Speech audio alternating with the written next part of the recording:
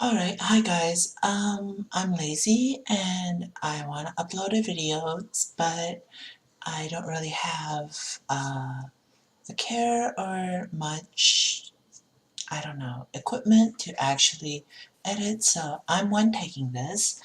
If you like it, cool. If you don't, whatever. So, um, since a lot of people are probably going to be wanting to play 1AP, Ariane, I thought, as someone who kind of plays this deck a lot, I thought maybe you can get away with playing this deck in a cheap way. So I made this variation where it's not really that good, but if you're just kind of starting out, or if you're just trying to kind of test the water with this playstyle in general, instead of spending like, I don't know, however much shards to build the whole deck, because it's not cheap, depending on which build you follow, it's not cheap. It can range anywhere from,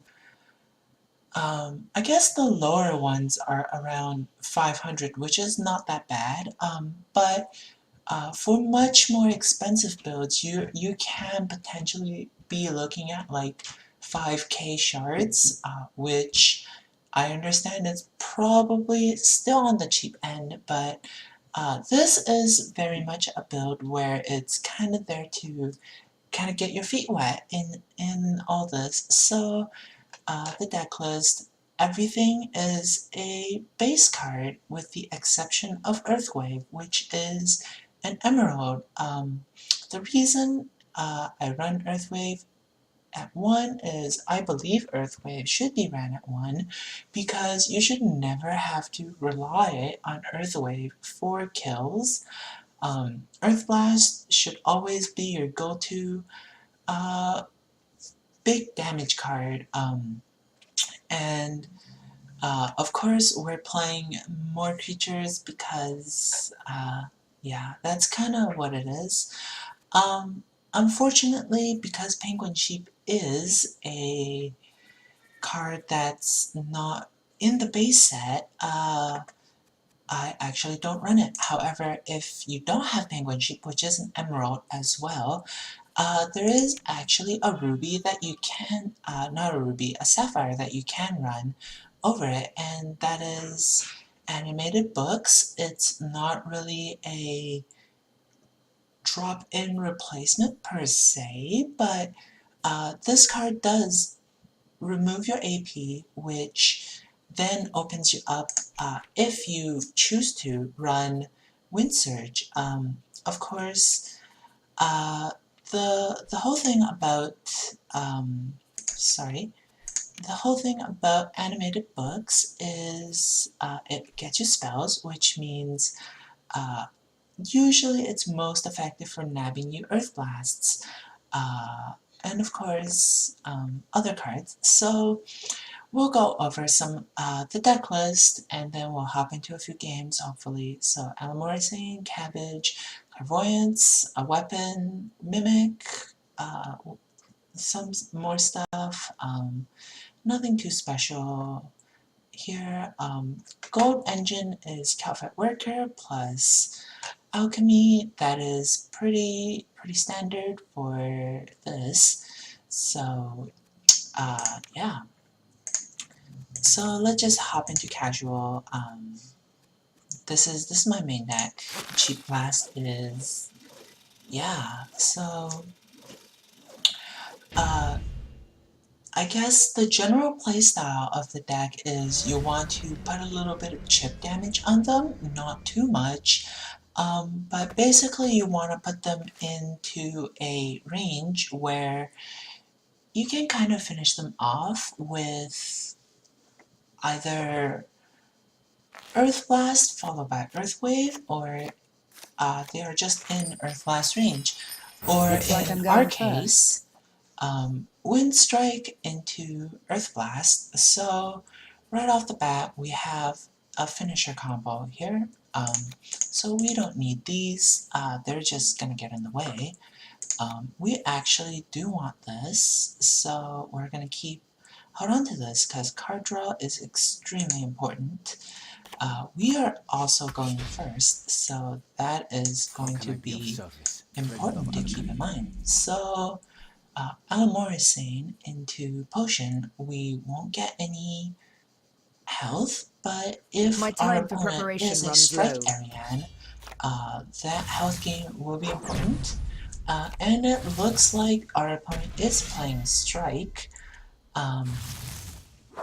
So yeah, um,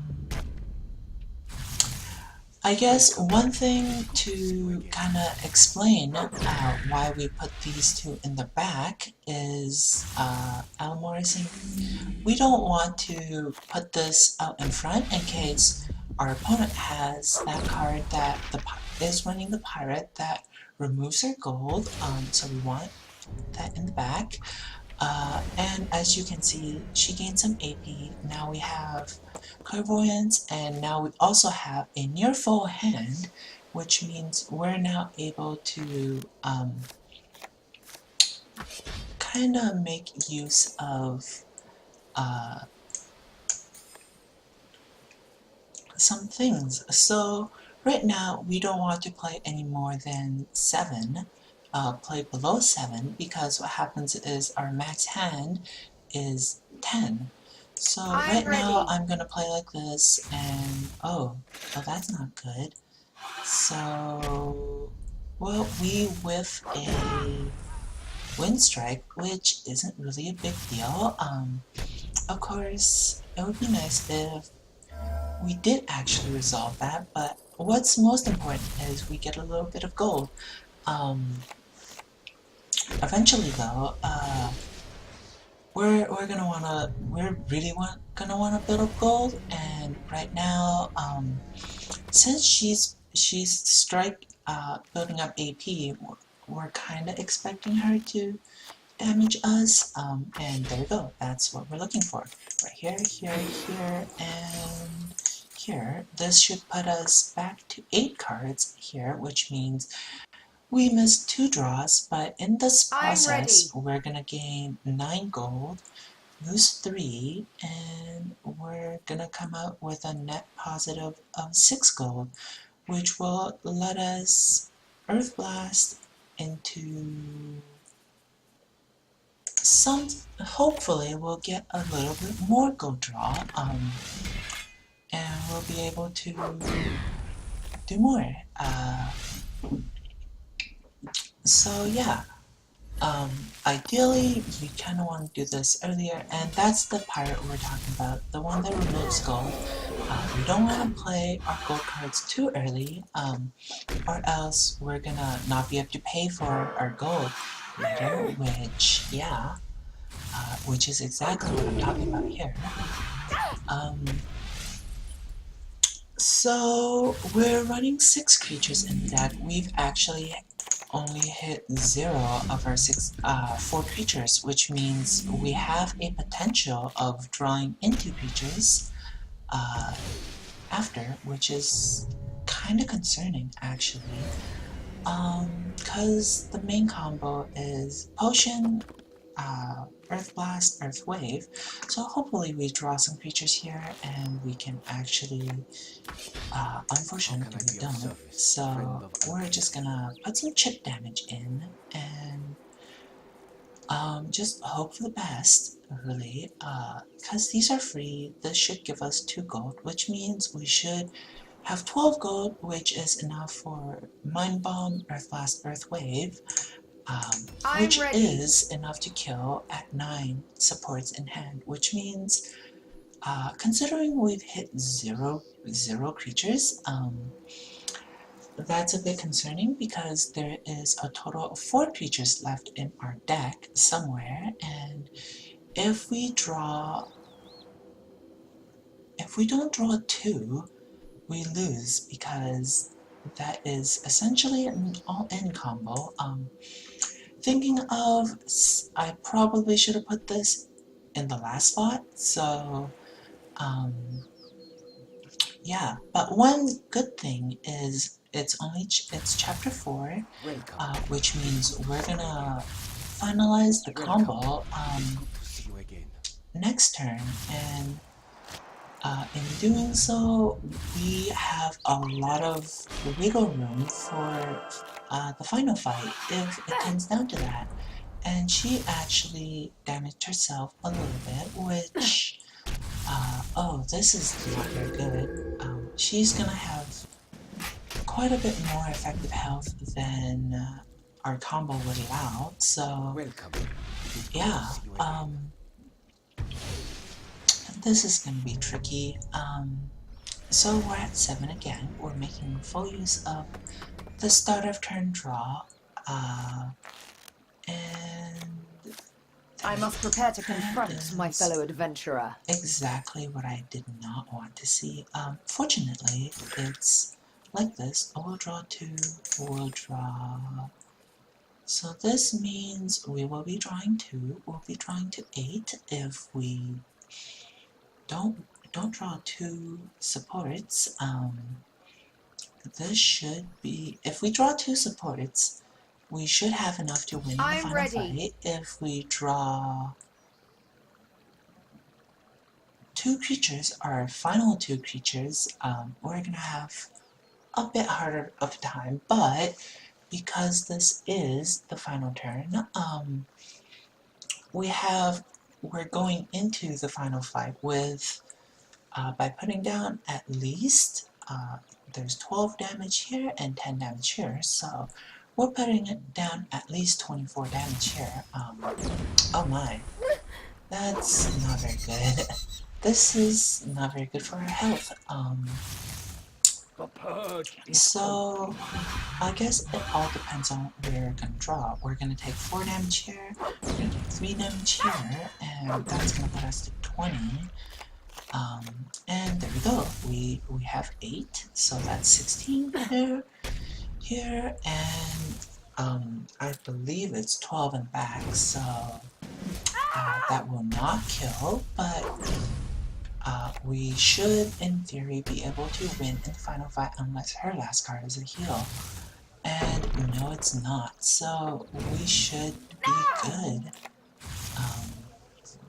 So we have first hit advantage. We also have a lot more health than her, so the fact that we're down 2 AP should not be too much of a problem in the final fight. So that's kind of more or less how you want to pilot this deck. You want to kind of build up on gold and now feel the power of my magic. Aim to one-shot your opponent. Unfortunately, we did not get that. So that was kind of an example of how you would play, assuming you got a really bad opening. I'm just gonna play another one. Hopefully this one doesn't take as long. Usually games don't go to the final fight. So kinda play strategically around what your opponent has. That game, I was anticipating a lot more damage from my opponent, but fortunately for us, that was not the case. So yeah, this is kind of more or less my kind of playstyle for the combo Ariane. So you play defensively until you build up your gold and your hand size to one-shot your opponent. So here I have one finisher. I don't feel like I would... Oh, this is perfect. So this is a lot of card draw. Actually, I'm gonna just maul one potion and that's it. So what I'm going to do right here off the bat is Morrising, Mimic, Push, and Double Potion. That's gonna draw 5. I'm going to be down to 3 cards, which means we're technically wasting 1 draw. However, in doing this, I gain 3 gold and I gain to full hand. And I'm ready. yeah, which will set up nicely for our future turns, because at full hand, chances of us getting Calphite Worker into Calphite, into Alchemy, which is 7 gold, is extremely high, which means we're able to then potentially gain 7 gold next turn.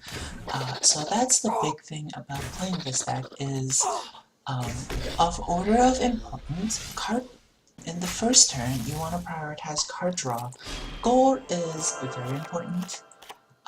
As you can see right here, we got Calvert Worker, and we're hopefully going to be able to draw into Alchemy. So off the opening turn, you really want to hit cards, because having cards just means you have so much more options in the later turns. Unfortunately, we did not draw Alchemy as part of the 5. Hopefully we'll draw it now. No, we don't. So I guess I'm just going to do this. Dormant, Mimic. Now is a time we can kind of focus on gold. Do I feel like this guy is going to... I feel like it's better to Morrissey, because right now I don't know what he's playing, and I feel like if I give him a bit more time, he's gonna build up a bit more AP, which means I can get more cards. So he has 27 effective health. So yeah. I guess if you can't immediately open up amazingly well with your opening turns,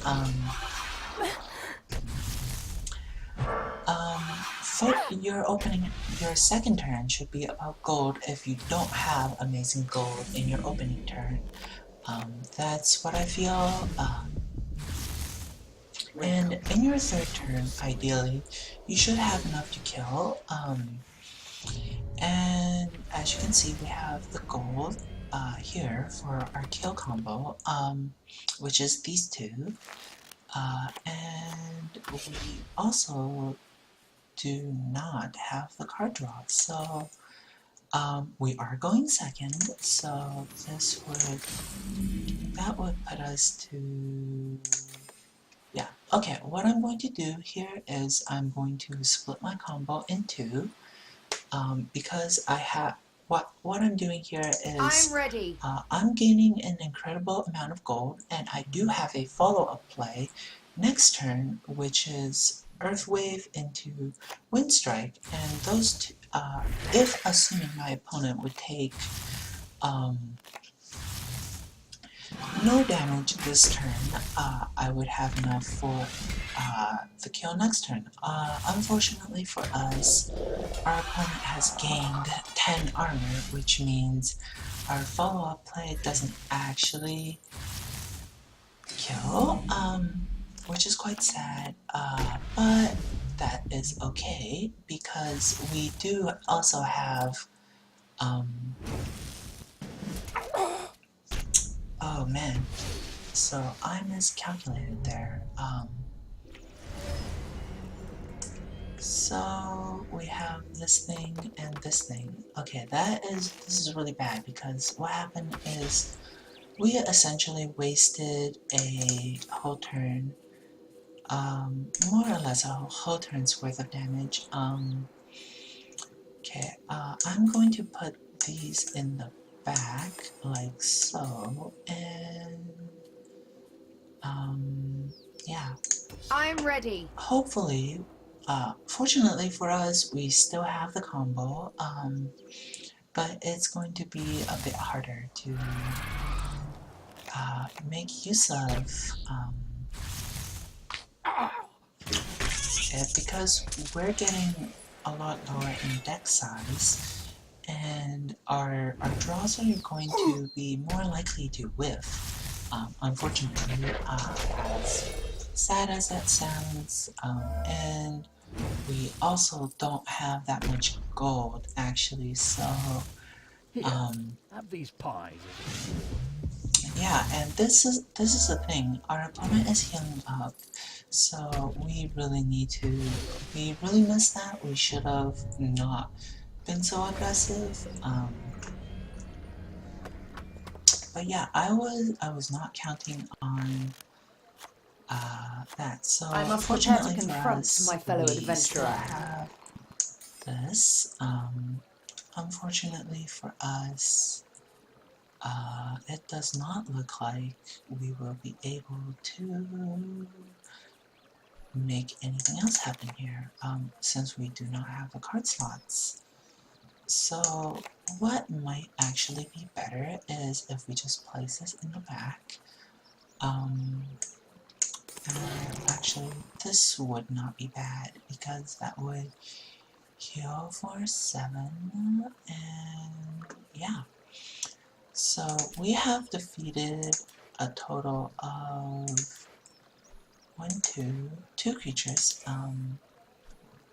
So at worst, this is 16 damage. At best,